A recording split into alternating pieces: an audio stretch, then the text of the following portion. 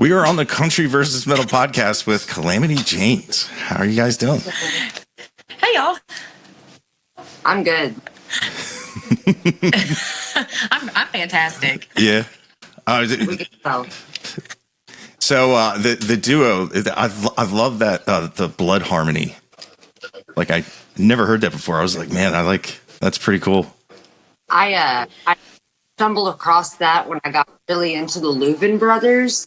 That's kind of a term that they like use to describe their brothers and singers. And I was into this podcast like, y'all, that's what we should call this. We've kind of just taken that from them. So sorry, guys, not really. Well, and then our friend Kevin Deal, he's a singer-songwriter from the North Texas area. He heard us a couple of years ago on somebody's front porch, and he was like, that is blood harmony. And we were like, yeah. Sounds so gangster. Yeah, it does. Yeah. I had never heard it. And obviously there's three sisters? So usually, yes. Okay. There's actually a fourth sister, too, but she lives in Florida. Yeah. She didn't sing. Okay. So has it always been a duo, or have you guys did it independently, or? So we've been a trio for a long time, and then COVID kind of happened, and life kind of happened, and we ended up being a duo. So we've kind of been a duo for the last almost 6 years. And like there's important, kind of like when we play around with kids, or you can get away from life where she doesn't come up, because it's about a 4.5 hour drive. But she tries to and like play with us when she can. When she can. Pants? And hush. And like when we record, we will like, hey, do you play on or whatever? Like, so she's still involved. She writes a lot. And she writes with our. They just wrote a song called My Tequila, and I'm absolutely obsessed with it. I sing it all the time. And so she's still very actively involved, but she doesn't like perform with us like she would like to. Yeah. I would say I agree with that. And also, like, I'm thinking eventually she'll probably come back with us. But that's, I think, a couple of years down the road. Yeah. And by then, who knows where we'll be and what we'll be doing. Yeah. Hopefully on a tour bus somewhere. Yeah. Yeah, that's always nice. We're manifesting that. Right. Yeah. I'm wearing a long shirt for it. My bad. That has to be an awesome feeling when, like, you don't have to drive yourself to a show. I don't know what that's like. Yeah.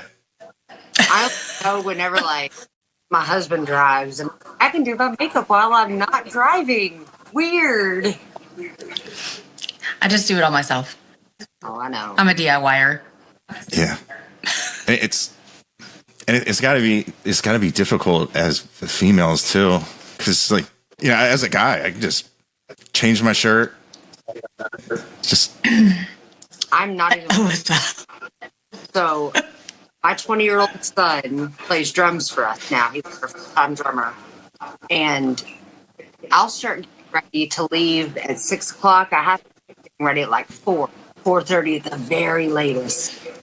And then I'll like him from across the house at like 5:30. And I'm like, you almost ready? You getting about ready? He's like, oh yeah. I just jumped out of the shower, and then 5 minutes later, he's like, I'm in the car. I was like, that's so not fair. Yeah. And it doesn't even matter how he looks. How? Well, I did have to tell him eventually, like, quit wearing sweatpants to every show. I love you. But also, maybe don't have toothpaste on your shirt.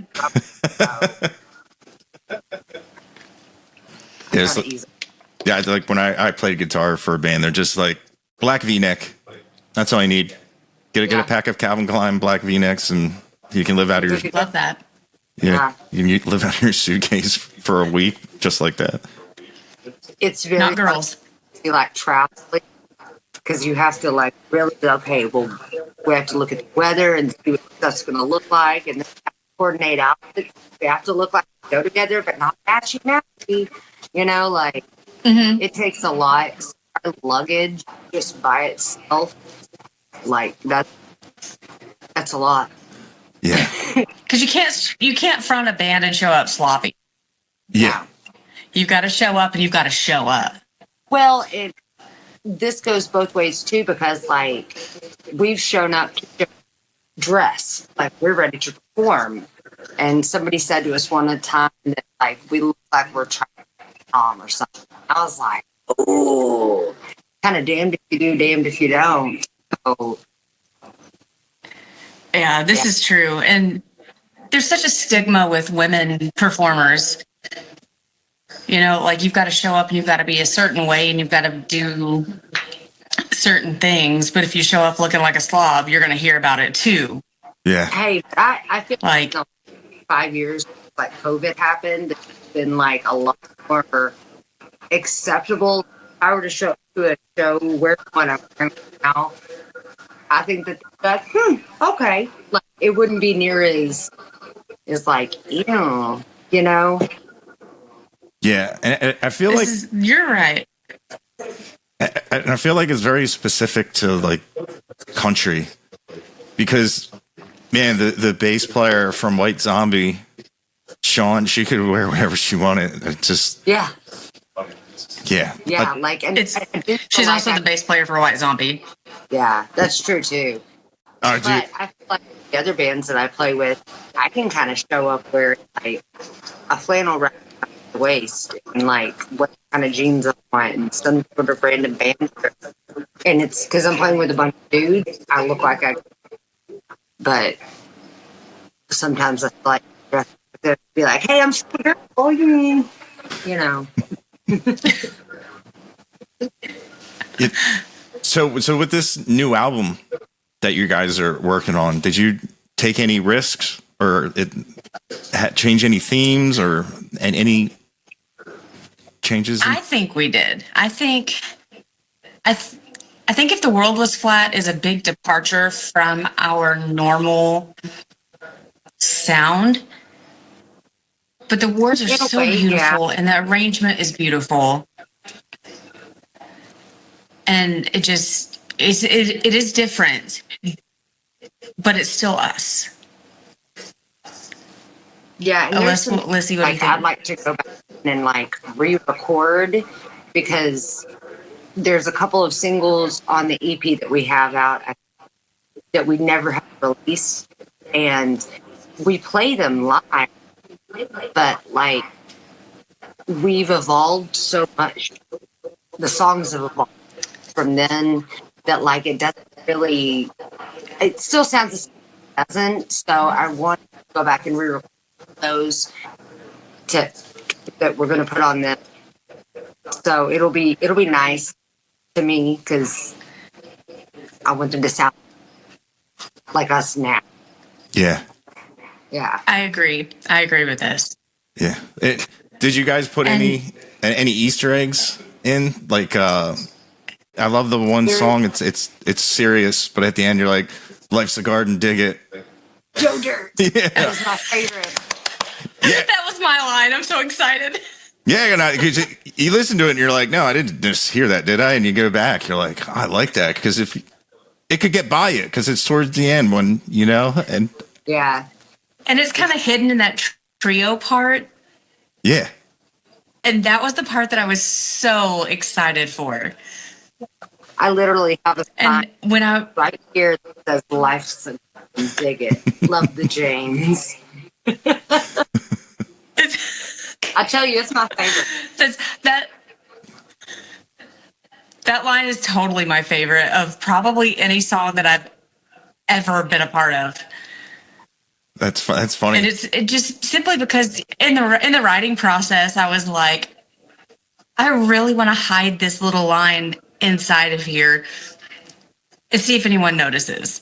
And some people do, some people don't. Yeah. And it brings my soul joy. Because I guess that's how you know somebody like really listens to your music. Yeah. I was trying to think of any more in any of the other songs, but I'm stuck on Life's Hard. Like,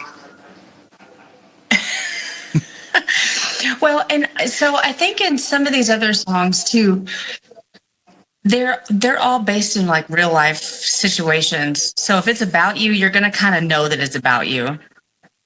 So it might be an Easter egg for like a specific person. Like they may listen to it and be like, "Oh, she called me the devil. Oh no." And the rest of the song, that's happened before. The song Gypsy. I wrote that about my ex-husband, and I call him the devil in it. And he called me after the first hit on the radio, and he was like, "That is so mean." And I was like, "Maybe don't act like that, and then I won't have to write songs about you." Yeah. But nobody else in the world knows it's about him. I mean, now they do, but so it's for you. Yeah. That's like when I do see singer songwriters that are both dating and they both have that talent. I'm like, man, aren't you guys like scared if you break up? Like the amount of breakup songs and. It's good. It's good fuel, though. I mean, honestly, I've gotten a lot of mileage out of my first divorce. yeah. Alyssa knows this. Arson songs, drinking songs, leaving songs. Yeah. Oh, yeah, for sure. Did it help with like closure of putting it out that like, like it might have been stuff you couldn't say? Yeah, a little bit, I think. I think probably like mine was the opposite. I think I wrote a song about my second ex-husband while we were in Nashville, and me having to like emote about him and knowing that song was about him, even though it's a very pretty song. Like for several months after we broke up and our divorce was going on, I couldn't sing it. Like I'd crack on stage, cry, she'd have to sing it. It would be one of those things. And so for me, it's the opposite. I don't write love songs. I just don't, because I don't want to have to sing those on stage and me think about like my ex, and it's just bleh, bleh. I'd rather write a song about burning your house down. So. I write songs. Alyssa knows this about me.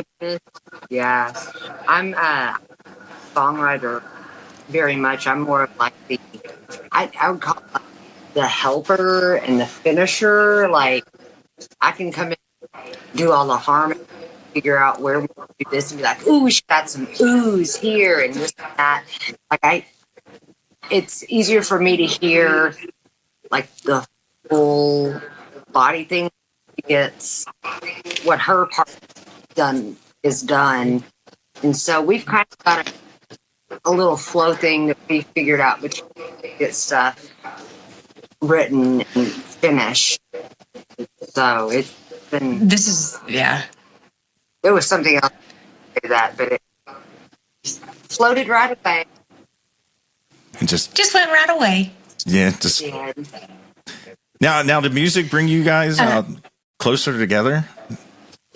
Yeah, we were already really close. Absolutely. Her and I were, and we were close with Courtney too, but not like we were. Because we're only 2.5 years apart, and like her and I have mom and daddy, but us three have a different dad or mom, sorry, different mom. Alyssa. I know, right? But me and Courtney are only 6 months apart, but we lived separately like pretty much our whole life. But as we became adults, like we all sort of gravitated back together, and so it kind of brought all of our kids are so close. Like it reminds me a lot of our childhood growing up, and as close as we were with our aunts and stuff. Yeah. Well, that's nice. Yeah. Because it's got to be. Sorry, go ahead. No, I was going to say it's got to be like an interesting situation when you're singing a song about your divorce with a family member. Like, you kind of like share each other's pain for that time. Oh, for sure. It's group catharsis. Yeah. There's been times where I'll go and we're singing that sweet song that she was talking about. It's called Get By. And I'll start like tearing up too because like I remember she brought it to us. We're sympathetic criers. Yeah, well, yeah. Very empathetic, this one.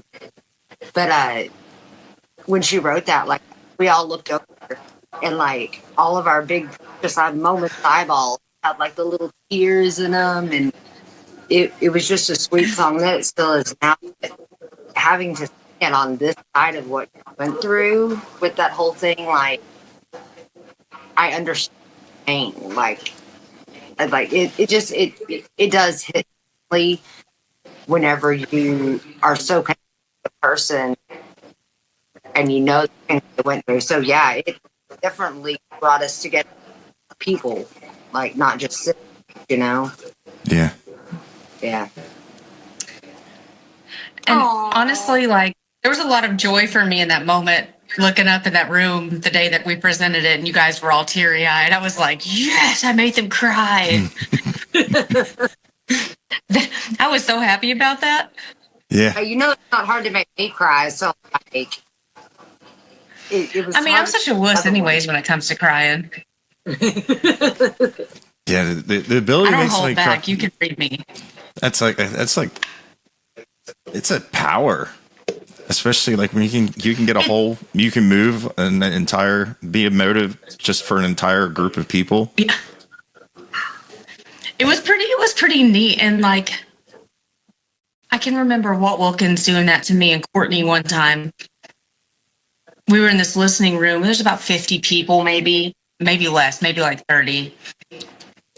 And his bare feet were on the stage, my bare feet were on the stage, and he was singing this song called Walnut Street.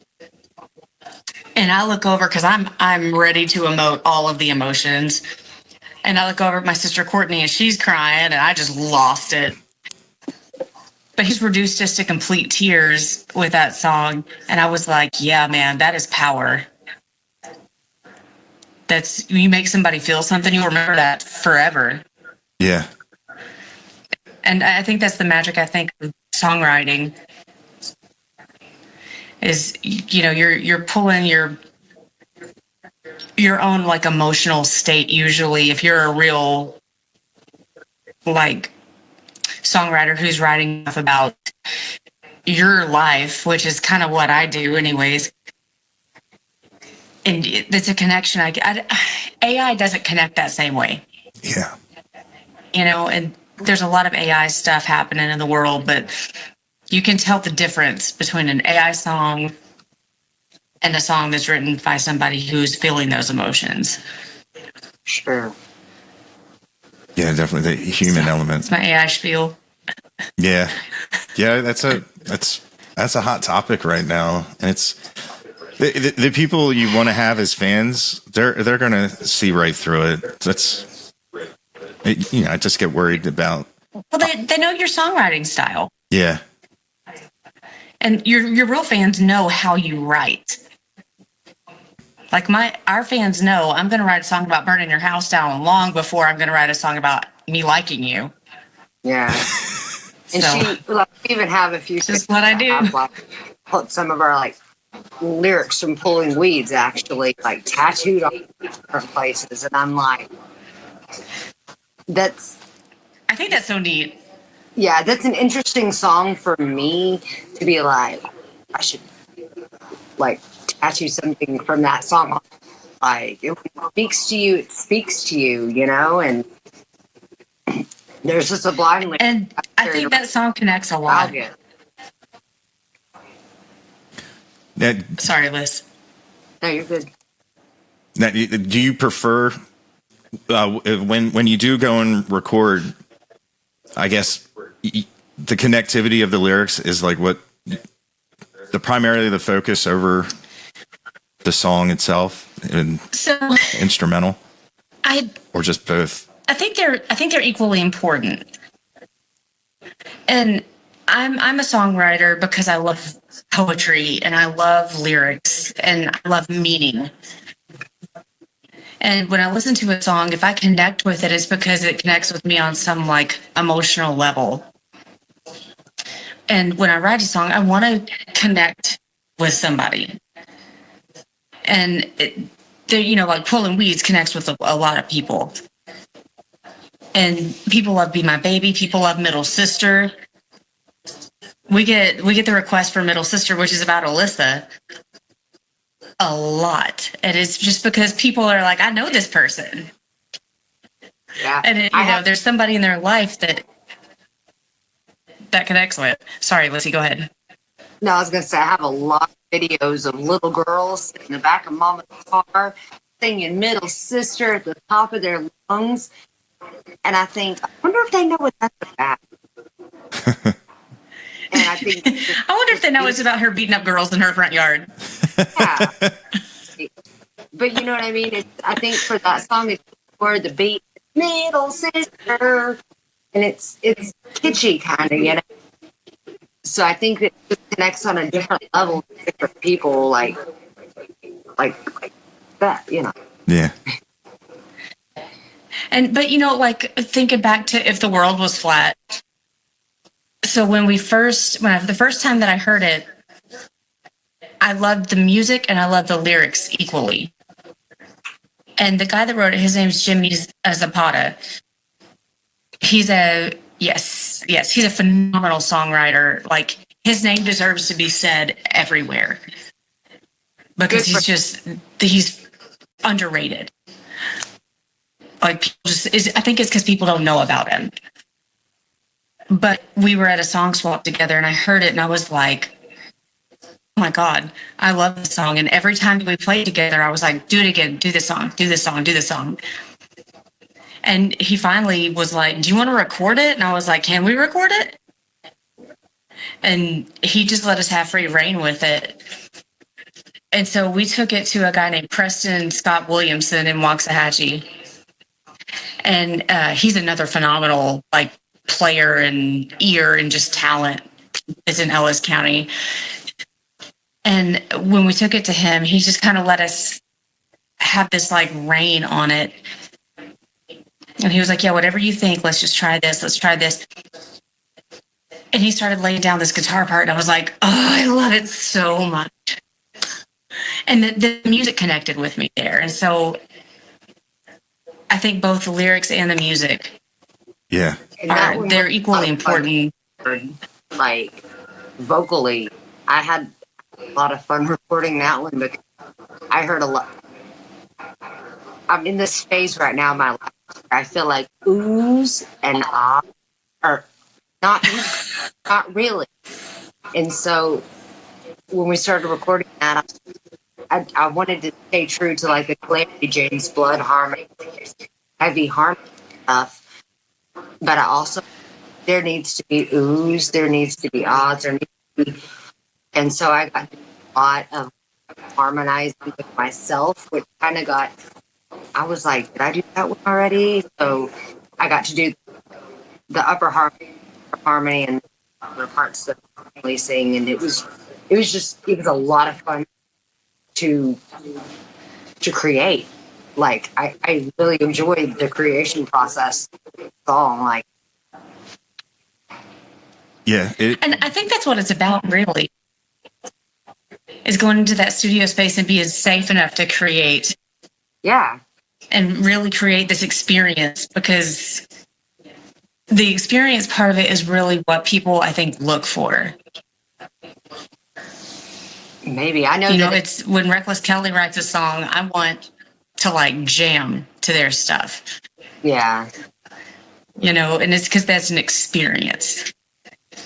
I can see that. Yeah. And I definitely... Let's see, what were you going to say? Sorry.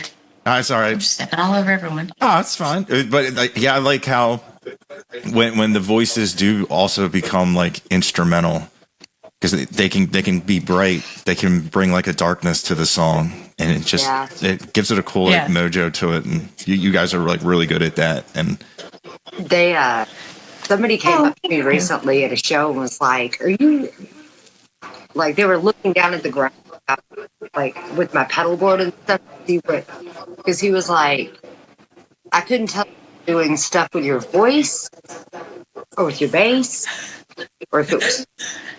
And so he was kind of confused because singing together, I know what she's gonna do. So Yeah. I learned how to do stuff around, make it like, I don't know. I don't even know what it is. Give it my mojo. Give it my mojo. And she's really easy to do that with.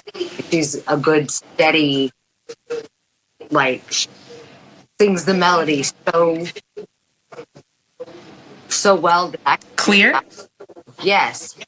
One time she got sick and lost her voice for 2 shows, and I had to sing lead for both of those shows. And like halfway through I looked at her, I was like, "This is so hard." I was like, "I'm so sorry that I don't give you enough credit for this." It was a very different feel. So It is. It truly is. And there's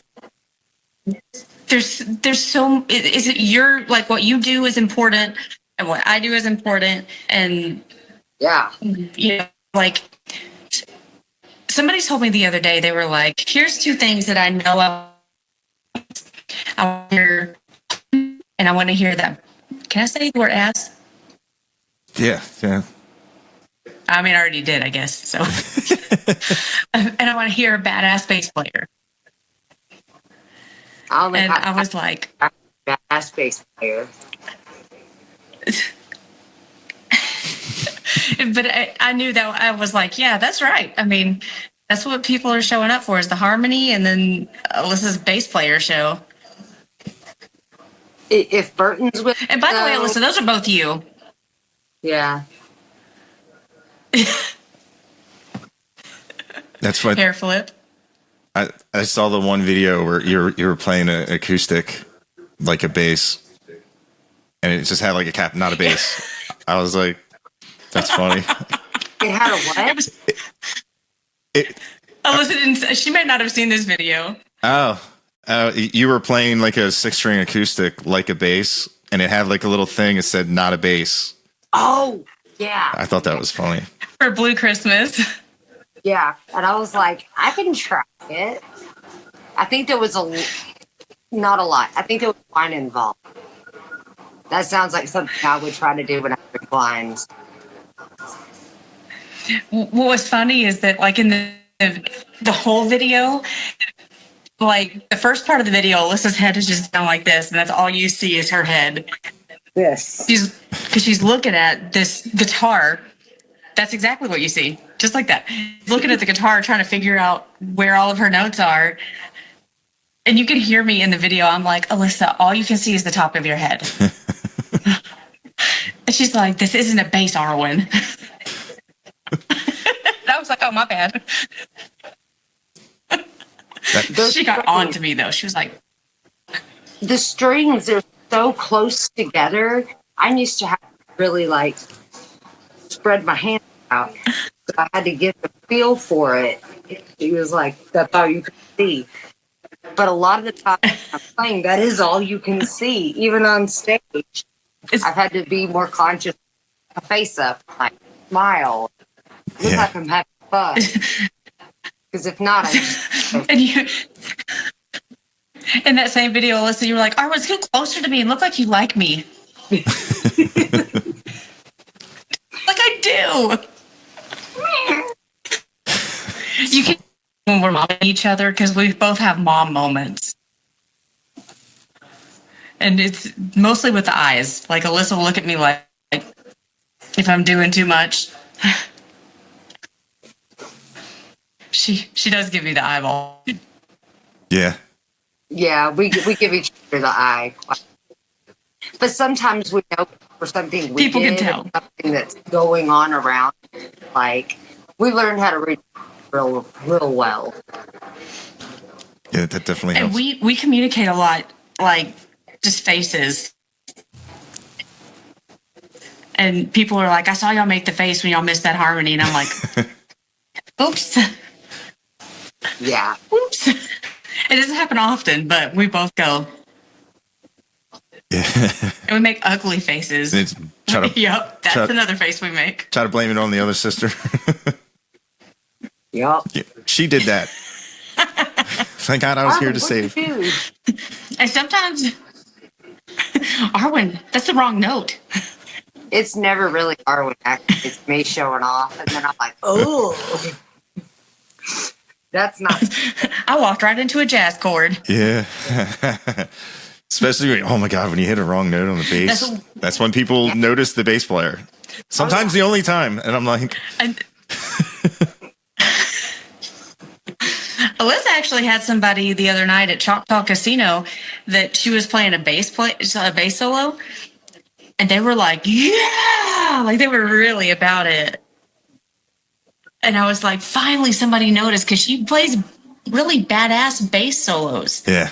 So usually, like if it's just me and her, and we're doing like an acoustic thing, she's more of a rhythm player. And so I started... Never a lead player. Never a lead. I love you. I started learning... I know. I started learning the lead lines for like, songs that like everybody knows, like Gannon. That was probably one of the first things that I really loved. And so I started learning more. And now I'm like, I wonder if I could be a lead player. Maybe I should get like a electric guitar and see if I could figure that out. Like the last couple weeks I've been thinking about that. I'm like, ooh, I don't need another guitar habit.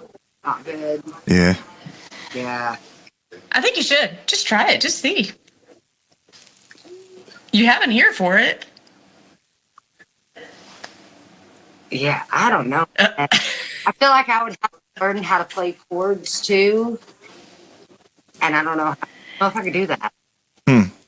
I feel like that would be really it's hard. But Alyssa, you also sing like so you sing a completely different part than what you play on the bass. Mm-hmm. You're literally playing one set of notes, singing another set of notes. Your brain is like dual. Yeah. That's what makes it's wild. When you really think about what you do, I think you could do it. Maybe. We'll see. Yeah. I mean, you definitely have the like finger strength for it. Yeah. Totally. Yeah, because bass strings are like power pole lines. They're whenever I want to strengthen my hands, I'll pick up one of my basses and just hurt myself. Man, no. The only one that kills me is that upright there. That one you have to really just... And I've gotten lowered on it twice. So you just really have to beat the shit out of it. It's too big. I need to... And Alyssa does have some power in them hands. I got the power. I'm done. Oh my gosh. You're so... Is there any bass solos on the new record that people gonna look forward to? Is there? I'm trying to think. Tangled Hearts. I mean, Tangled Hearts is basically like a bass, like, show off. Huh. Yeah, the whole song. I love playing. Yeah. I know you do. We don't play it enough, actually. There's a lot of we don't play live enough, but like that's one of my favorite for sure. Yeah. That's one of our New Year's goals, is to play more of our originals. It's hard though when you have like a 3-hour show to try to keep an audience. Like we have really, and we do this pretty well. We intermingle our original songs in with like a judge doing something everybody knows, so we can try to keep them engaged with something they know. Yeah, people love stuff, you know. Yeah. So, Yeah, that's always And a problem. Not a I problem. think live shows are about pacing. And there was a time when we had like all of our originals together in one set, and it didn't seem like it worked in terms of energy. Because most people, they're like, hey, play a Dixie Chick song. Hey, play a Judd song. Play whatever, The other night, play Alanis Morissette. And Alyssa just pulled that one right out. Yeah. I was like, I got that. It's been a very rare occasion that I've been able to be like, yeah, we know one of those. We know one of those. And we did like 3 in a row. Yeah, we did. The people made a suggestion. We were like, got it. Now, is there another duo that you guys are a fan of? Like, oh gosh, Alyssa, I'll let you go first. I like the Meat Puppets. yeah, it's funny. Is that a duo? Yeah, they're like brothers too. Yeah, man, Okay. I haven't heard that name in forever. I used to work at a busy train station, and one of the guys I worked with was a guitar player, and they were downstairs, and Shut up. he walked right up to him and he goes, "Hey, are you guys the Meat Puppets?" They're like, "You know who we are? We've been standing here waiting for our ride forever. No one's came up to us." And they gave him passes, and he went up to his other boss. He goes, "Hey man, I just met the Meat Puppets, and I got tickets for the show. Can I go?" And yeah, he went and came back, and he had all this stuff they gave him. It was pretty cool because I wouldn't have known who they were. Yeah. Yeah. Which is funny because with a lot of the Texas people, like if you're not on your record, I don't know what you look like unless I've done like a deep dive. And people come up to me and I'll be talking to them. And I have no idea who they are. Yeah. That's happened quite a bit, but it's been funny. It keeps the conversation honest. I just have to remember, like, when I go somewhere that, hey, you might be talking to. I don't know anybody, and R would have to be like, you know who that was? I did that one time with Susan Hicks. I told her no. She wanted us to sing. No, it was Susie Boggess. It was Susie Boggess. My bad, Susie Boggess. Actually, none of us knew who she was. Courtney did. We were on an elevator in a steamboat, and we were in the hallway, and we were singing in the hallway. It's like 3 a.m. And the elevator doors open, and we're getting on. Yes, at like 3 a.m. And she was like, "Was that y'all singing?" And we were like, "Yeah." And she goes, "Well, do it again." And we were like, No. And she gets off a couple of floors later, and then our other sister Courtney turns around and she goes, "That was Susie Boggess." And we were like, oh my God. And I didn't know. Yeah. It was an awkward elevator ride. Sorry, Susie. Yeah. If you asked me again, I would say yes. no problems. Yeah. I would just start singing. I'd put on a show at that elevator. Yeah. I'd tap dance. I don't care. I don't even tap dance, but I would. That's funny. Yeah, it happens. Like I had a whole conversation with a guy, and I was like, "Man, that guy was cool. Who was that?" And they're like, "Oh, that was Co Wetzel's drummer." I was like, "Oh, wish I would have known." Aw, Andres. I can't remember his name. He came up to me because I was wearing an Adam Hood shirt.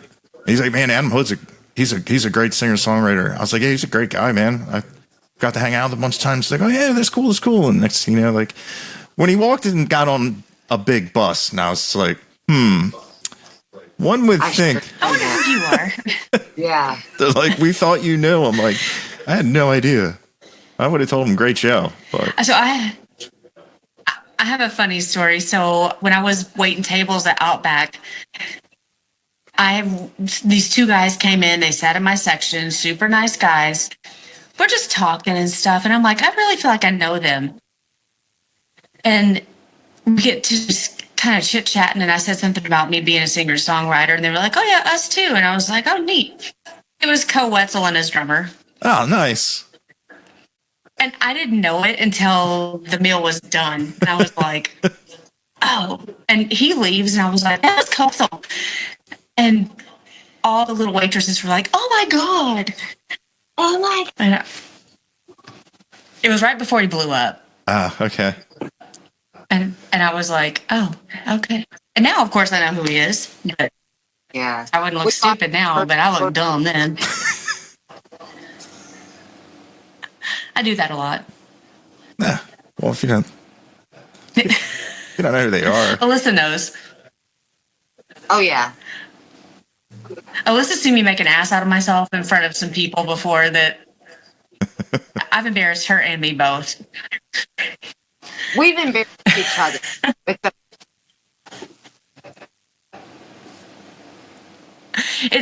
I've done it in front of Chris Knight. I've done it in front of what's her name? Jamie Wilson. Yeah. We basically sang in her face one time in this room at Steamboat. And it was embarrassing for all of us. And then let's see, who else? Who's Ray Benton? I made an idiot out of myself in front of him. So I'm really good. If I like you, I'm going to make a dummy out of myself. That's funny. Which is what I do. I'm talented.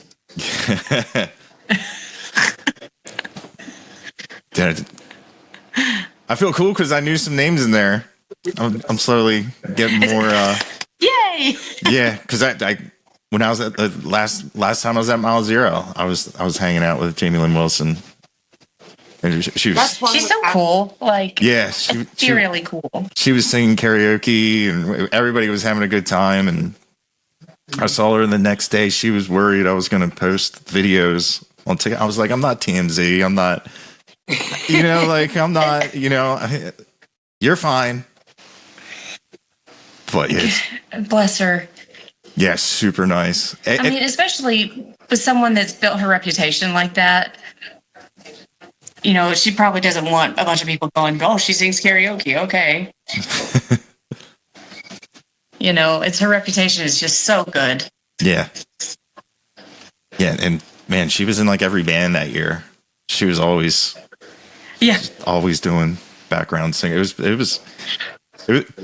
was pretty cool. Yeah. The more shows I go to and the more it's really, you start learning like people's like personalities and stuff. And that whole side of it's been great because everybody I've met and talked to have been such like great, fun people. I haven't met anybody. I haven't been bored. I haven't been like, it's really cool how everybody, it's a very like family oriented music scene.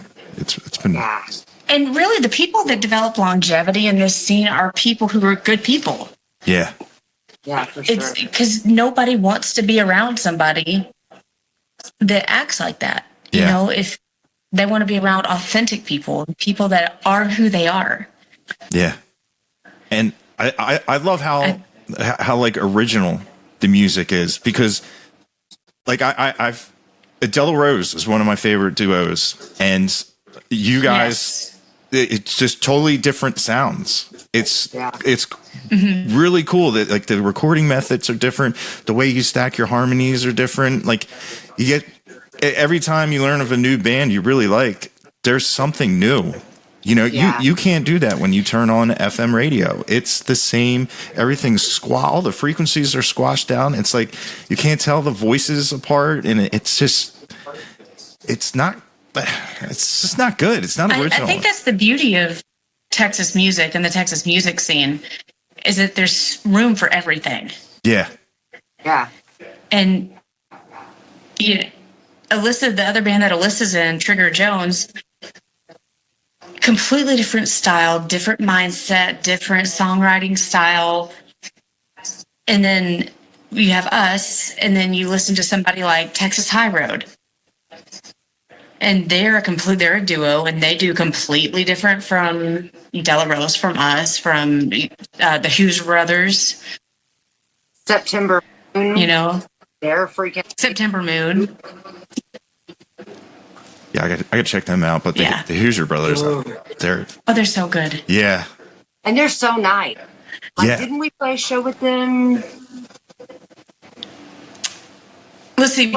We played shows with Hoosier Brothers and Texas. No, not Texas High Road. September Moon.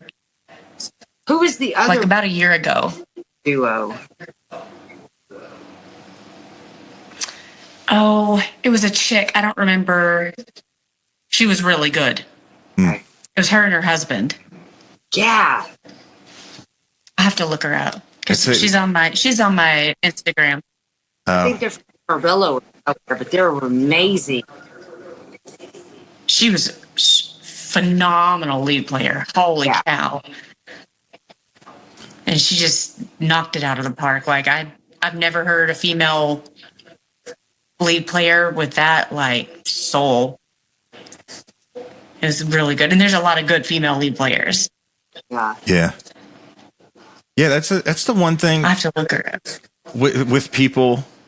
People really judge you about female artists, which it's really weird to me because like I come from like I used to just listen to like heavy metal, death metal, and all that, and there's not a lot of females in that, and like females hit frequencies that guys can't hit, and especially like I love harmonies and everything. It's just weird how, and like I had no idea. Like when I heard Caitlin Butts her speech. Like, I didn't know that was also a thing. Like, when I talked to Della Rose and they're like, yeah, people said they don't like our mom vibes. I'm like, what? Yeah. Like, the only reason why there are country singers is because you. Yeah. Well, and there's so many reasons to hate on females. Yeah, and it happens way more than it does with males. I've seen that. And males get hate too. Yeah. But not like females. Yeah. And it's just like about every little thing it could be. And it's just like, dude, like just, you hate yourself. I don't know how else to think. I told somebody on our YouTube channel the other day, they said they were kind of being rude about something. And I was like, I hope you find music that sparks joy in you. Yeah. Like, you don't have to like us. And that's okay. Go find something you do like. Yeah. And because there's plenty of music. Go like something else. Yeah, and I know there reason to be rude. Yeah, I know there's people like they genuinely just whatever. I guess the register of a female artist, and that's fine. I can see that. But the people, you gotta have thick skin. Yeah, that was the one thing. Like I thought I did too, and then I never knew my grandfather listened to country music. And then come to find out he liked Willie Nelson. And I'm listening to music that I never knew my grandfather liked because he's not around. And here I am like having like a moment, thinking about him in my mind. And people are like, just started getting on me like, well, you don't know Willie Nelson, blah, blah, blah. And it's just being really mean. And I was like, you know what? I don't need this. Yeah. I don't get paid to do this. Yeah. I do it for fun. And I want people to know, like I love literature, I love poetry, and I love stories. And man, when you would say country to me, I'd just be like, no, I don't like it. The buzzwords and come on, like a dog and truck. You play the song backwards, he gets all his stuff back, and that's what I thought. That's the stigma. Yeah. And but that's like 1% to 2% of all of country music is that. I know, and I just feel like it's everywhere because I was totally wrong because when you find out that there's bands like you guys, and man, I was just like, this is incredible, and like it's been great to get like female artists in my life because I love harmonies and I love great voices, and like I always say, like I knew Reba McEntire as an actress. I didn't know she sang. I heard Fancy for the first time. I'm like, what? That's Reba? Yeah. And that's the lady from Tremors. In the country either before we started playing country. Like, I mean, I'd always grown up with like my grandpa KVEC, but like I country, I was more metal as well. And like when we started singing country, I was like, oh, I listen to some stuff. It's like what I'm supposed to be doing. And I've slowly gotten into more, but trying to pull into some like I want to do like an Alice thing and do like the MTV Unplugged Allison album, but like right just a little bit because like harmony is great, and I'm like, I do this. Like that's something I would love to work on in this coming year is doing Allison covers with Darwin. Like we can make that work. Yeah. We can really make it Alice by James. Alice by James. I like that. Yeah. So that's Alyssa's brainchild completely. yeah. Because if you ask me about a Alice in Chains song, I don't know. Mm. It's because that's I think too funny about me and Alyssa is we're wildly opposite. Yeah. Because we have some common ground in terms of things that we like, but she was going to like metal shows hardcore when she was a teenager. And in the mosh pits, and she was coming home beat up from being in the mosh pits. She came home one time and she had gotten beat up. I had like and I was like, what happened to you? My mom was so mad. She said I can't go back to another show until after I turn because she's not paying to go to the hospital. Something like that. I don't know. It was at a bowling soup concert. Bowling, yeah. Really? Yes. Bowling for Soup? Yeah, it was like Edge Fest or something, but Bowling for Soup was playing when it happened. It was weird. That would make me not like them anymore. If I got beat up in your mosh pit, I wouldn't like you anymore. Be like, you did this. This is your fault, Bowling for Soup. They've gotten more fame. I've seen a good big mosh pit down in New Orleans recently, and the first act when they came back in their like 28-year hiatus, whatever, that mosh pit was huge. But my stepdaughter was in it, and she was ready. She wore the right shoes. She was in front. She had pants, and it started right. And she got swept through it, and she did great. I've noticed that, though, a lot of mosh pits recently have been like safe. Like if I had enough, I'd probably get in it. Get pumped up. But not me. Yeah. Nope. I was like that fat slam dancing. I was. Wow, I forgot about that. Yeah. Oh. Slam dancing. Wow. I want a body surf like that. Dreams. Oh. I just want to stage dive. Stage dive. What? Stage dive? Yeah, stage dive. Yeah, just one time. That's all I want to do. Like body surf. And just put me back on the stage then. Yeah. I'll be fine. Yeah, catch me. I only want a little wild, not a lot wild. I saw the video recently of they had the drummer with his drum set, like going through the crowd. That's rad. Playing the whole time. Snare, drone, bass, hi-hat. They had to have built that for that purpose. No. Like, they had to have built, like... People got him, whatever. It was the wildest thing. Was he on, like, a platform? No.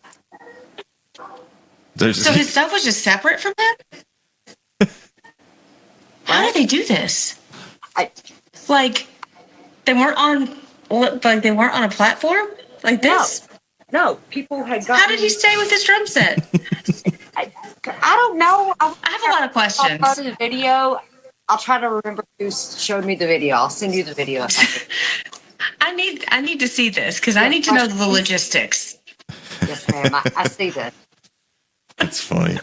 Yeah. I'm curious. Yeah. No more hardcore shows for me. Like, man, back in the 90s, I'm just not about it. 2000, like Converge and all these guys. Wow. It's just Converge. Yeah, they're a wild. They're a wild band, man. I just remember that album, Petitioning the Empty Skies. It just comes out like nah. Now I'm like, I don't want to get yelled at, like. There's certain things that I Alyssa, can't understand what you're saying. I'm probably going to tune you out. Yeah. Or like I saw. If you yell at me too much, wasn't like, wow. I was like, anything he's saying, like, no. Yeah, it's. Well,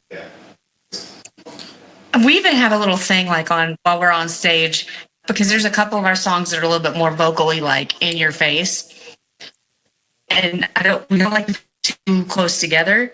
But Alyssa will be like, "Oh, are you going to yell at people again if we put them too close together?"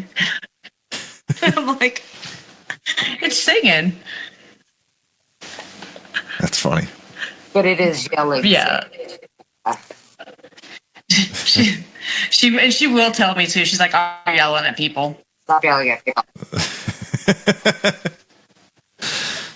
It keeps you humble. It reminds you that what you're doing is not singing. You're yelling. Yeah. There is a difference. I think that's the joy too. There is. And I think like that's the joy of singing with family too, is because they really keep you like grounded. If you're doing something, you're being too much, you're being extra, whatever, they'll let you know. My son will tell us, relax. That's what he says to us when we're getting extra. He'll be like, y'all, relax. Going too hard. Yeah. It happens. I'm only have like some Red Bull or like Monster to get on stage because he'll be trying to hold back, and I'm like trying to get him to go, and he's like, no, stay with me. I'm, okay, relax. Yeah, stay in the pocket, dude. It's sometimes hard. He'll take away, like if I have like a or Monster, he'll be like, give me that and take it away from me, and I'm like, oh, I'm done. Thank you. That's funny. Isn't my bad. I appreciate that though, because like it keeps me like, okay, I need to sit my shit down. I need to focus. I'm probably playing sloppy. I don't want that. So he knows that. So it keeps me there. Yeah. Yeah. And I have, I record so many of our shows, and, you can tell when he's really trying to lead us and trying to hurt us out of our nervous energy or whatever space we're in. And most of the time he's right. Most of the time. I can't give him the credit and say all the time. I can't let him be that big-headed. Because he's only but it's most of he thinks he's right all the time anyways right now. But I'll say, I love you, Gavin. I'm sorry. I know, right? I was like, he's in the room right now. I'll say this. From the time he was like, I don't know, 5 or 6, I was like, oh, dude's been here before. Like, old soul. I was like, and I've always told you were a jazz, like the night down in New York. Because he's always had soul vibe, and always good, great rhythm, and like we put him in piano when he was like 6, and then he started doing percussion on 3rd grade, and then he did band for percussion 6th grade. He did a year in Arlington, their band program, and then he's been playing professional like 17. Nice. So yeah. He's and when he was a little boy this whole time, like like so he does know where it's supposed to be, and I'm like, he's the boss. Like especially for the rhythm section. Like, he's usually right. Ugh. Well, and you know, when he was a little bitty boy, he was probably 2 or 3. He used to get up in my lap and he'd be like, "Play Cash, play Cash." Oh, And he wanted Johnny Cash is who he wanted to play. Early obsession with Johnny Cash. mm-hmm. And that was his thing when he was 2 and 3. And I was like, okay, man, you were on this planet before. And he would just listen to it over and over and over again. On the way to school, when he was like 4, they had the Muppet Babies YouTube video of Bohemian Rhapsody, and we had to listen to that every day on the way to school for like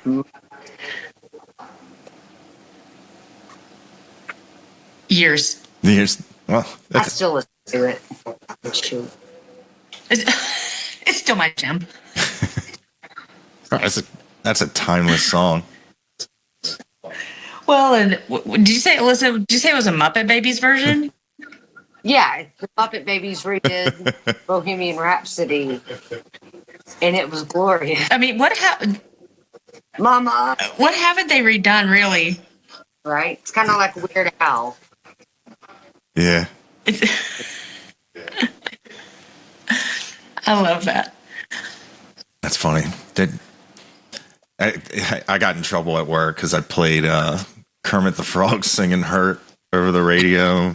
It's like they're like, "You're gonna get fined by the FCC." I was like, At the time, I thought it was funny. I mean, worth it? Worth it? For the 15 minutes, I thought like I was gonna get fined. No, but they were like, "Yeah, just don't do that anymore." I was like 24 years old. I played the whole thing. Nobody could get anything through that. No transmissions. Just Kermit the Frog. I love that. I thought it was a great version. That's the kind of mischief I like to get into. Yeah. Yeah, it's just do something crazy like that. Yeah, it's just nobody got hurt. Yeah. It's fun. It's fine. Yeah. FCC fine, whatever. Yeah. Yeah. But yeah, we've been talking I've never been in a place. Yeah. Do we? Sorry. No, I was just saying we've been talking for now. Did we cover everything? Do you guys wanted to cover? I was just looking at this, and I guess the Black Hawk Casino on the 23rd. Did we? Yeah. So we're going to be playing full band there. It's our first time. Yeah. We played at Choctaw this last weekend. And we play there pretty regularly, a couple of times a year. But this is our first time at Black Hawk. It's Shawnee, Oklahoma, and it's full band versus what we get to do at Choctaw, which is just trio. Okay. And so that's pretty neat. I'm excited about that. Yeah. And you said this year we're really trying to expand a lot more on the full band side of things. Absolutely. Yeah. We've got a phenomenal pedal steel player. He's so juicy. He's so good. Yeah. I became a big fan of the pedal steel. I never used to like it because I just never really heard it play the way that I enjoy it. Yeah. Which is I've yet to find like a Texas country red dirt that like I haven't enjoyed, and it's really weird. It's just out of nowhere. Like I never expected it to like, because like I'm a guitar player. Like it takes a lot to pull me off the guitar player, and it was weird to be like, man, I'm like, yeah. I'm listening to the pedal steel, enjoying myself because the guy actually knows how to play it, and not. I always felt like it just took a lot of frequencies out of cymbals and stuff. It was always too much wash. But man, when you get somebody that has that like a string separation in their tone and the clarity and how they can just, like what they call it, the crying machine, and just connect with the lyrics and the feel of the song. I really been enjoying that addition to music now. Yeah, and I think. Go ahead, Liz. Yeah, he's played with us so long that he really knows vocally like what we do, and he's gotten so good at like making us sound like angels, but he's also doing his thing too. Like he really is. I can hear a band play and be like, "Is that Burton playing?" And then I'll go. Yeah. He's like, "Yeah, that." And I'm like, "I knew that sound." Like he's got a distinct sound is playing that really like I can identify, and it's great. Yeah. Yeah. I love that we've had him for so long that he knows exactly what we're doing. Yeah. He knows where to get in and kind of slide stuff in, and then he'll slide out, and just it really is a much bigger sound with him there. Yeah. Yeah, because He fills up so much space. yeah, because I know a lot of like, especially like after COVID, I was like done with acoustic. I was just like, man, I didn't, because I didn't hear like live drums forever. Yeah. Yeah. And it just makes a huge difference. I think so many people were done. Just, even with the online stuff, because people are wanting experiences now versus being in a bar or just being online. They want something more. Yeah. Than, the bar scene is evolving. And I think bar people recognize that. And they're pulling these live acts a little bit more based on their presentation and how they can make it an event versus just a band. Yeah. Yeah. Yeah, that makes a huge difference. Yeah. Totally. Absolutely it does. And I think that's where the evolution of music is kind of happening. Because, when you think about music in the 50s, they had these nightclub bands that were, deep with talent, and they had like, I think about the I Love Lucy, he had the show and the dancers and all the things. And I'm wondering if that's not where things are starting to evolve back towards those experiences like that. Yeah. I mean, because look at Vegas. Vegas is the place that people want to go and have residencies. And it's because you get the experience of Vegas and the experience of the Sphere or the Venetian or whatever. And it's not just a band. It's it's visual and it's everything. Yeah. Putting on a show. So. Yeah, it's. Do it. It's putting on a show. Absolutely. And I think that's finally coming back. And I'm there for it. Yeah, same. 100%. I was like a prom queen if I want to, anytime. Okay. It's part of the show. Part of the show. Yeah. Yeah, and once you get that, you get that connection with your crowd, they're gonna keep coming back, and Well, I think that's why cover bands are so big. It's because you want the experience of seeing Led Zeppelin, and they give you that. They give you every ounce of that. Yeah. They dress like them. They look like them. They move like them. It's a whole thing, and that's people connect there. Yeah, tribute bands are huge out here, and I just can't. When they act like them and dress, it's just it's you're especially when the band's still alive. Like, what's going on? Which is weird to me. Yeah, and I know a bunch of them. They'll go and play the night before they play the next night, which I guess. I don't know. And the blew my mind is how much money they make. Like how much they pay their members, and it's incredible the amount of money. It's not their name. They've made nothing. It's like it's just taken in time. Yes. They took an image. They took all a they've body done is work. Recreate. Yeah, it's incredible. And it's just carbon copy. Yep. Yeah, but people will pay so much for that versus, a local band that they have never heard of. They're not going to pay $10 to go see. Yes. But they'll pay $200 to go see Almost Zeppelin or whatever. Yeah. Which those musicians are talented, obviously. Yeah. But it's not the same. But it's an experience, and I think that it speaks to people wanting experiences. Yeah. Yeah. So. Yeah, if there was a Pink Floyd tribute band and they had a laser light show, I'd go see that because that's cool. Because I never seen I wasn't alive during the 70s, so that would have been cool to see. Right. Some of those big. I mean, spectacle. Maybe take some mushrooms and go see it. Yeah. Alyssa, your face. make the show in my mind. Probably get super paranoid and get the jump scare. But I assume. What's yeah, just go to a show like Hunter S. Thompson. Just out of your mind. Yeah. Or what is it? What is the one with Leonardo DiCaprio in it? That's Hunter. That he plays the rich guy. That's what he's talking about. That's what he's talking about. No, the one that he's the stockbroker. That's not his name. Wolf of Wall Street?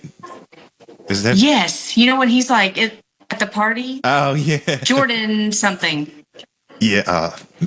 I've never seen. I don't know. I don't remember. Anyways, all I remember is that scene with him and Jonah Hill. And they're crawling and they think they're having this one experience, but they're crawling on the ground and acting ridiculous and destroying stuff. That's what I imagine mushrooms to be like. Thank God I got the Countach home. Not a scratch on it. It's in pieces. It's destroyed. Yeah. Yeah, that whole thing, I'm like, oh, okay, that's what that's like. I'm good. Yeah, I'm same. I'll drink my wine. It'll be fine. Yeah, I'll stick with the Millers, which I love that song. Yeah. I saw the logo. I saw the logo, and I'm like, no way. And I was scary into the logo that fast. But yeah, I like that. It's you have your serious songs, you have your fun songs. It's a really cool catalog, and Thank you. And thank you. I'm excited to see what this next set of songs, because there's so much depth in there. We got this song called Country is Hell. That's about how we grew up. And then we've got this song that we're getting ready to cut called Tears in My Tequila. That's very, it's a crying song. It's a leaving song basically. And then, we've got If the World Was Flat, which is definitely a fatalistic love song. And so, and then we've got fun stuff too. And I'm excited for putting this out. And we've even talked about putting a couple of our covers that we really do our way on this as well, just to give, more, I think. Yeah. Lissy, I see you. I've thought about Jimmy Nash said that we could cover the Chris Knight. Mm-hmm. Yeah. I'm down with it. I love that song. And I love to do it. So. Yay. Yeah. I mean, a lot of people, it's really cool, especially at first you don't know you're listening to a cover and you're like, oh my God, this is a cover. It's just a reimagining of a song. And yeah, there's been a lot of great artists that done their great cover, like Caitlin Butts. Man, yeah, that was an awesome cover. And his name just went, and it's Alyssa was just talking about Nirvana. The Man Who Sold the World. Doing yeah, which people didn't realize that was a cover. Yes, I was like, that's David Bowie. Yeah. What? So then I had to go listen to the David Bowie version of it. I was like, wow, he didn't stray much from it. Yeah. Because I was listening to that Unplugged album the other day, the MTV, the Nirvana one. And I really want to find the bass line on it. And Soul the World. I can't stop it. I need to go home and learn that. Yeah. And so then I was talking, I didn't realize that was a cover. Yeah. My mom was a huge David Bowie fan. We got the David Bowie karaoke, and that was the funnest shit ever. David Bowie only karaoke. It was at the Texas Theater in Oak Cliff. It was so cool. I didn't know it. Songs they were singing his. I was like, that's his? Yeah. What? Like, it was crazy. He's like Prince. You don't know. Yeah. That's like, I didn't know Prince wrote Manic Monday, and then it was like, yeah. I recently found out Stevie Ray Vaughan is on that record with David Bowie. Let's Dance. That's Stevie Ray Vaughan playing guitar. Really? The day the tour was supposed to start, they left him on the side of the road with all of his luggage, and he went and did Double Trouble. Yeah, he was slated to be his guitar player, but Double Trouble was supposed to open up for David, and then right at the last second. But yeah, I had no idea that dun, dun, dun, dun, dun, dun, dun, that's Stevie Ray Vaughan. I had no idea. That's awesome. I didn't know that. Yeah. That's so our dad grew up with Stevie Ray Vaughan. They were both Oak Cliff kids. They both grew up it looked like in the same kind of circles. My dad had a band, he had a band, and they were playing like school dances and stuff.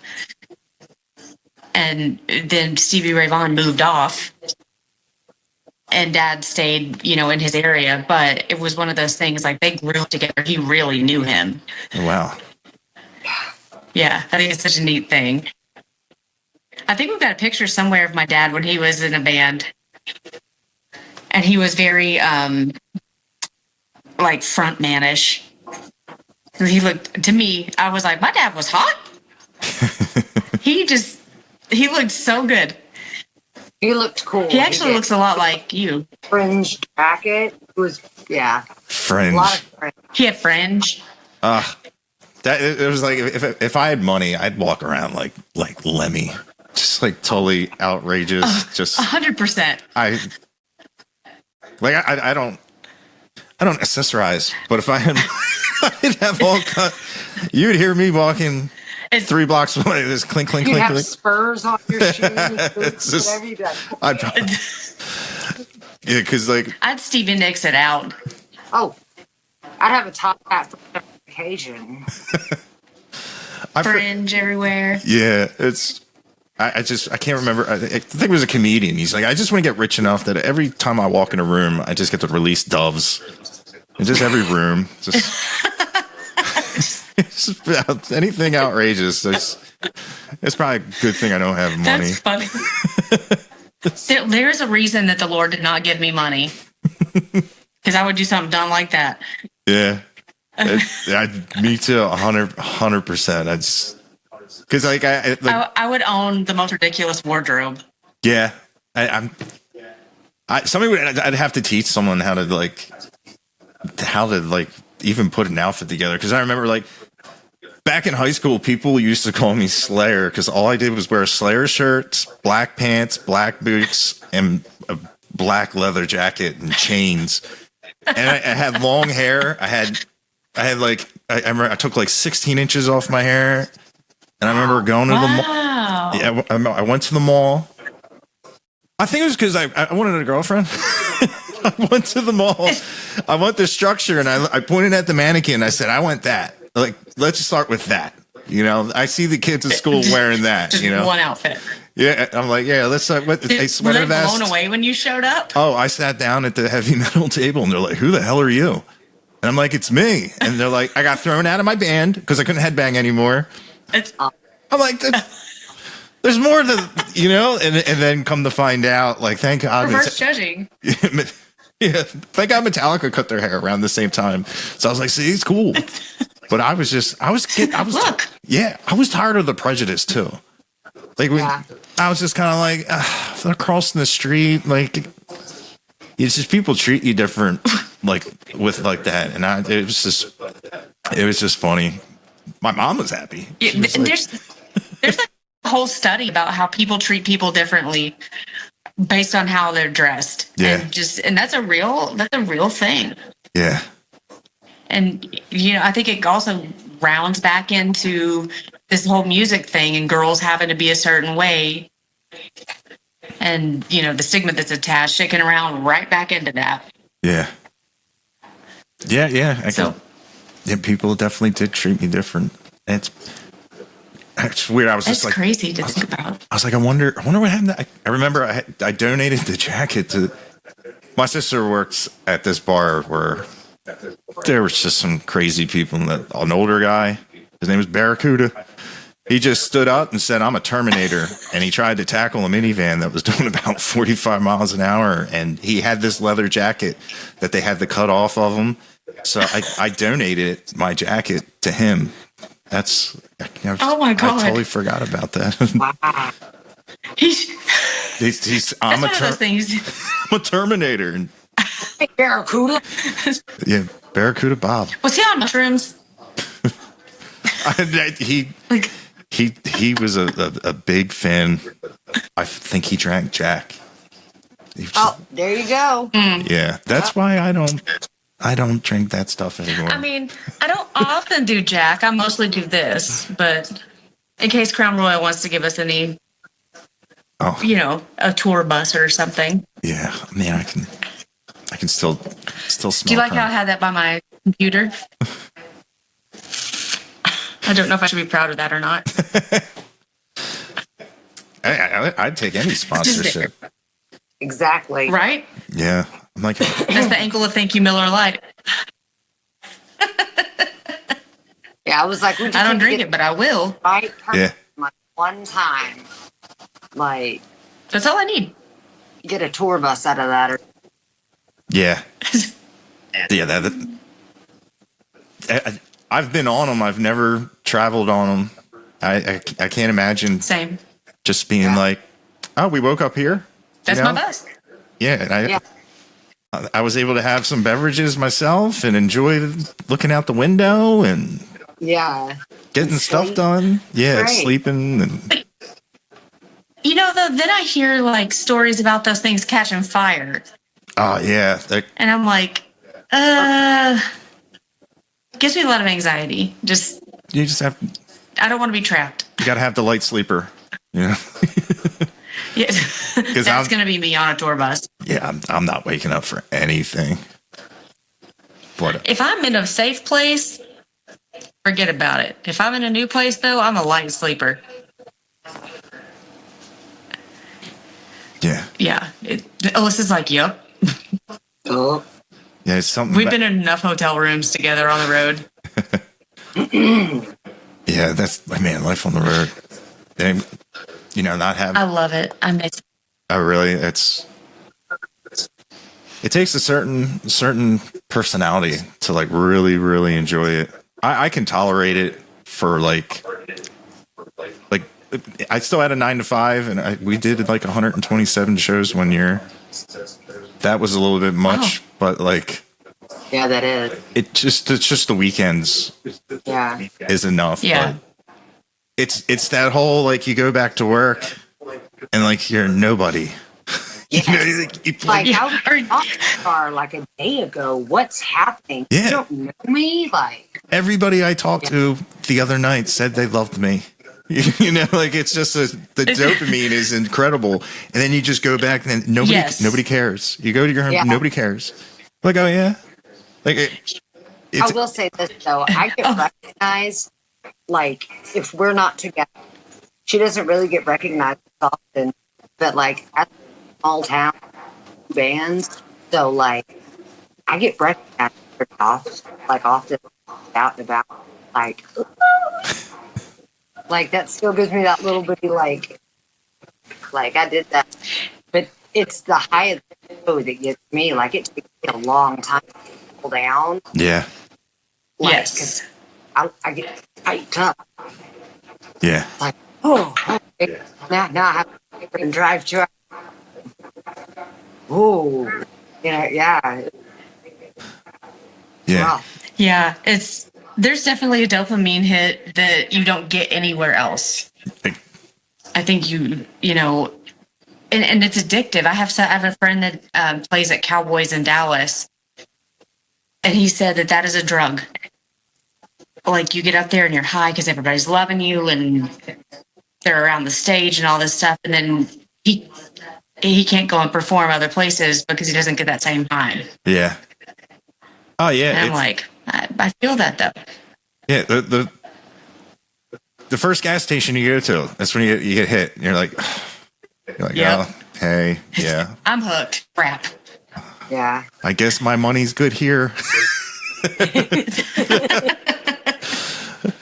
Oh, you're gonna take it? Okay, great. You know, it's a weird fit. It's humbling, but Yeah, yeah. for sure. Yeah. And Alyssa's right. You know, being together, people are like, "Oh, y'all are the Janes. I know who you guys are." But alone, like nobody ever knows who I am, and I'm like, "But I sing. I write songs." It's and nobody gives a darn. She's like, I'm a person too. Person too. But everybody knows Alyssa. Everybody knows Alyssa. They're like, "Gosh, that's a redheaded bass player." Yep. One time, legitimately, Alyssa, do you remember the time it was me and you and Courtney, and we had just finished playing, and there was I guess a DJ that was there. It was in Dublin, and they were like, "Oh, there's the Janes," and they pointed out Courtney, they pointed out Alyssa, and they were like, "Where's the other one?" And I'm sitting right beside them, and I was like, "I am right here." I do remember that. Yeah. I was like, am I that forgettable? It seriously was like a punch in the face. 10 minutes ago, you were jamming to me, and now you're like, where's that other one? Don't even have a name. Just that girl. What is she doing? So, Alyssa, that's the truth. You guys are the show. I'm just there. You're just there. It's just I'm just present. That's all. you gotta start wearing your own merch. I know. Be like, this is my band. I sing in it. That's funny. Yeah, Alyssa, 100% though is the recognizable face. yeah, it's just the face of the band. Y'all don't There she is. Nobody wants that. And then they walk up to you and it's like, Everybody so wants cool, you know her. So I'm like, Wait, what? so do you know how to get a hold of the Calamity Janes?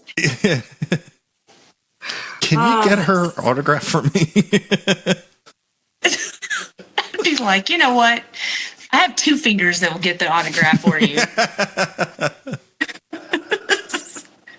That's funny. Alyssa, I'm just being salty. I'm sorry. Huh? I said I'm just being salty. I'm sorry. Oh, I already took it out. It's okay. Wow. Do you have to go cook a casserole or something? Is that what you're distracted by? Alyssa is the casserole queen. I am. I'm the mom. I'm in all the food and shit. Like, I'm the fun aunt. Mm-mm. yeah, you are. I'm the one that the kids come to the house and they're like, we're going to Aunt Waz. They do. My children love going to laws. Oh. But it's Because Aunt okay. Waz fun. That's funny. It is. These boys, we're so close that they're basically her kids too, pretty much. So it's like, actually, whatever I like. Yeah. I don't need kids of my own. I've got them. Yeah. I hear it. Alyssa did the raisin, and I get all the fun. You're right. Here. Yeah, giving them back's always nice. Oh yeah. That's my favorite part. I'm like, I've spoiled them to pieces. Have your children back. Yeah, I'm gonna go do whatever I want again. Yeah. Yeah. They're good. I'm gonna go take a nap. They are. They're good kids. Yeah. Thanks. But yeah, do we touch on everything? Do you think? I think so. Left is like some radio stuff. I'm like, yeah. I can't think of anything. No, I think we jammed. All right. Well, yeah. If you guys have stuff to do, you guys can. I get to go do an award show. Oh yeah, that's right. For my work. Yay! Good luck. Thank you. If we win, I'm going to be drunk calling you later. You are welcome. Yay! For whatever disaster you're about to inherit. What's the award? Most likely to start a band? It's you know what? I don't think anybody knows in this realm of my life. Like maybe 2 people or 3 people know. But nobody else knows. And I'm like, it's a nice little secret. Yeah, it'd be nice. Like, somebody in the office has a birthday, they'll expect you to sing to them. Or even at this thing, if somebody is like, where's your guitar? Yeah. Yeah. No. Or my other favorite is, why don't you sing us something? Yeah. Why don't you bake a cake? I don't know. Tap dance. Go. Yeah. Like, don't just demand me to sing to you. Yeah. That happens a lot. Sing something. And I'm like, that costs $100. Yeah, that's a $100 song. That's smart. Monetize. Oh yeah, and just pull it out. I'll be like, all right, put my money where my mouth is. That's funny. But yeah, So it hasn't happened Awesome. it was great talking to you too. Thank you for having us. Yeah, thank you for coming on. I know artist time is very valuable, and I appreciate that. No problem. Well, what you guys do for us is also very valuable. So thank you. Yeah. Yes. Yeah, no problem. I mean, you guys make all the great music. I just listen to it and try to share it. Cool. Well, thank you. We appreciate that so much. Yeah, no problem. But yeah, and enjoy the rest of your nights. Cool. You too. Y'all have a good night. You as well. Bye. Alyssa, I'll drunk dial you later. Okay. See. Bye.